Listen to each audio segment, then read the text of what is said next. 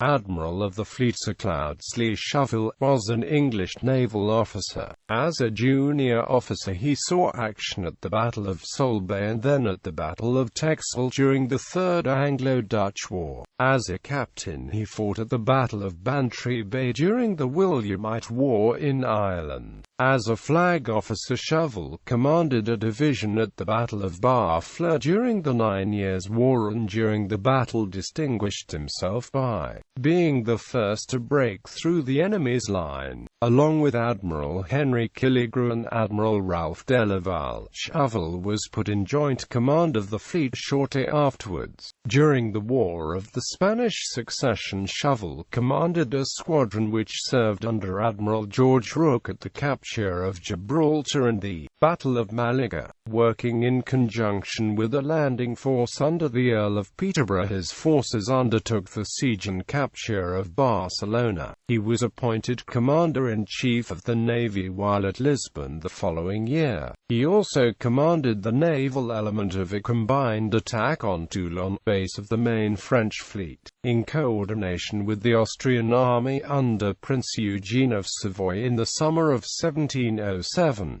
His life was brought to an end in a disastrous shipwreck in the Isles of Scilly later that year. He also served as MP for Rochester from 1695 to 1701 and from 1705 until his death in 1707.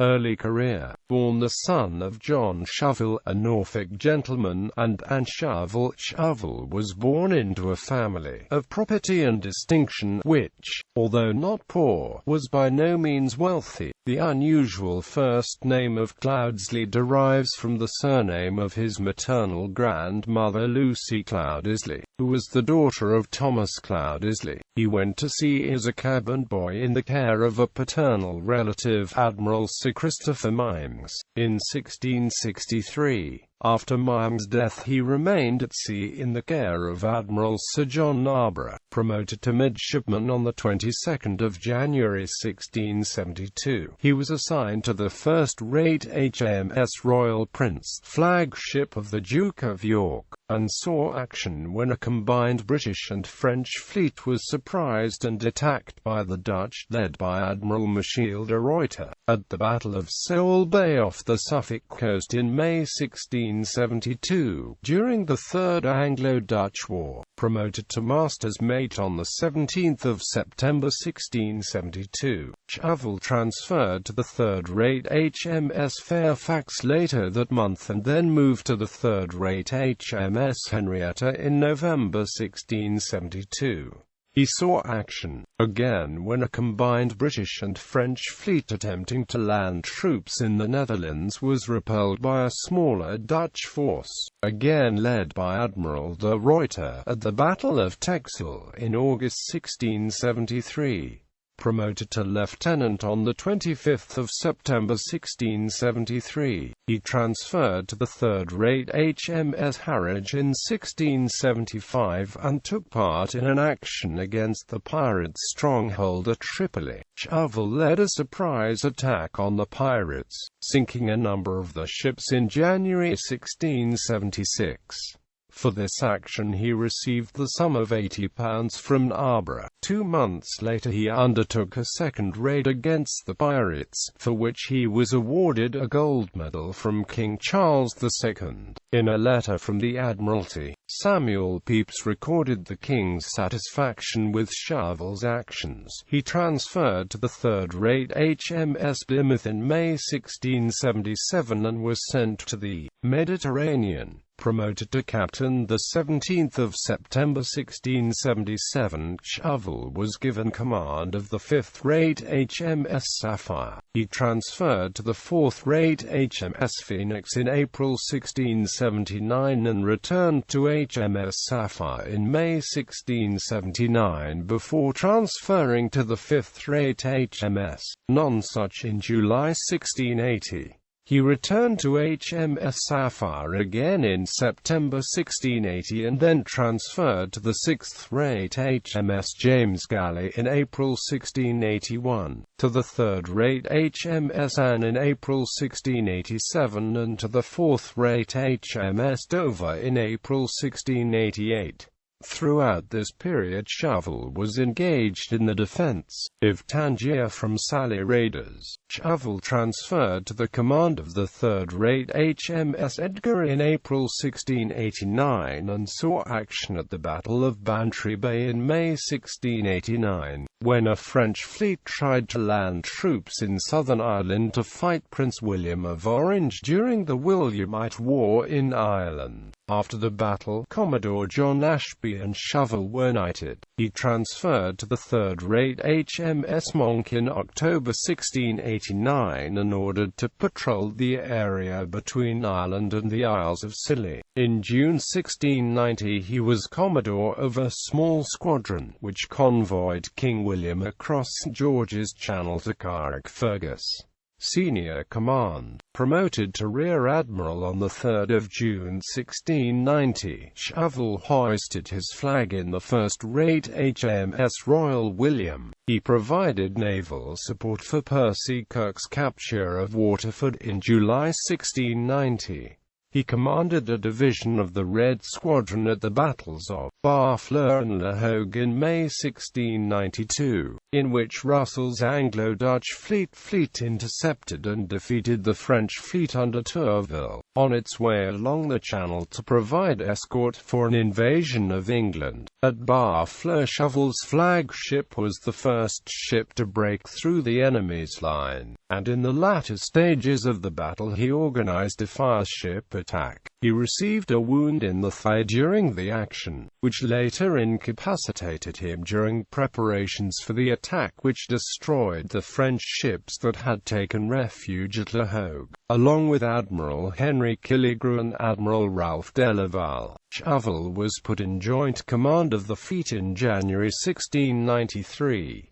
After the disastrous attack on the Smyrna merchantman at the Battle of Lagos in June 1693, all three admirals were dismissed from the joint command. Promoted to Vice Admiral on 16 April 1694, Shovell commanded a squadron on expeditions to Dieppe and Dunkirk. Later in the year, Shovell set up residence with his wife at May Place in Crayford in 1694 and was elected Member of Parliament for Rochester in 1695. He was responsible for the restoration of St. Paulinus's Church in Crayford and was a great benefactor to Rochester, providing at his own expense the fine decorated plaster ceilings in the Guildhall and the Market Bell clock and decorated brick facade for the Butcher's Market. He was also Commissioner of the Sewers, responsible for the upkeep of the embankments of the Thames between Deptford and Gravesend. He did not stand for re-election to Parliament in December 1701. War of the Spanish Succession. Promoted to full admiral on 6 May 1702, Shovell brought home the spoils of the French and Spanish fleets, which had been captured by Admiral George Rooke at the Battle of Vigo at an early stage of the War of the Spanish Succession, arriving in England in late 1702. After commanding a fleet dispatched to take troops to Lisbon in spring 1703, he commanded a squadron which served under Rooke at the capture of Gibraltar in August 1704 and also repulsed the French fleet at the Battle of Malaga later that month. He was appointed a member of the Council of the Lord High Admiral in December 1704, appointed Rear Admiral of England on 26 December 1704 and promoted to Admiral of the Fleet on 13 January 1705. He was elected Member of Parliament for Rochester again in 1705. Working in conjunction with a landing force under the Earl of Peterborough, his forces undertook the siege and capture of Barcelona in September 1705. He was appointed Commander-in-Chief of the Navy while at Lisbon in November 1706. He commanded the naval element of a combined attack on Toulon, base of the main French fleet, in coordination with the Austrian army under Prince Eugene of Savoy in the summer of 1707.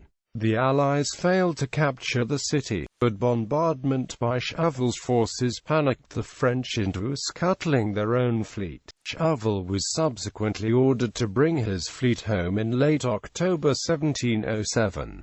Death in the Scilly naval disaster. While returning with the fleet to England after the campaign at Toulon, Shovell's flagship, the second-rate HMS Association, struck the rocks near the Isles of Scilly at 8 p.m. on the 22nd of October 1707.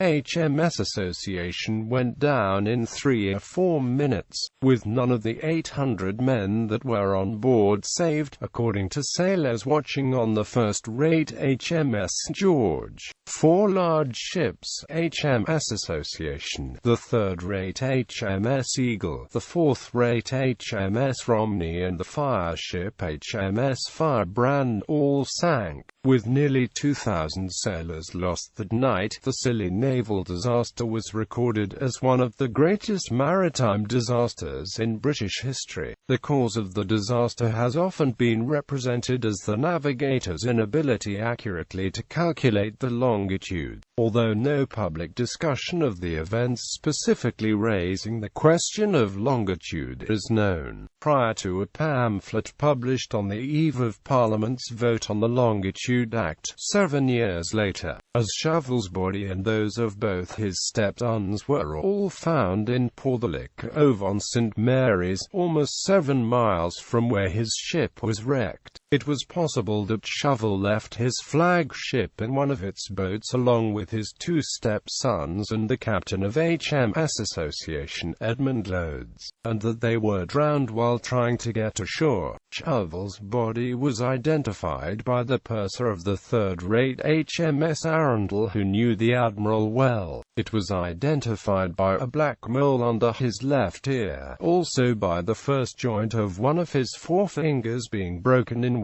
He had likewise a shot in his right arm, another in his left thigh. Shovell was temporarily buried on the beach at Porthleck Cove, by order of Queen Anne. The body was later exhumed and brought back in the fourth-rate HMS Salisbury to Plymouth, where it was embalmed by Dr. James Young.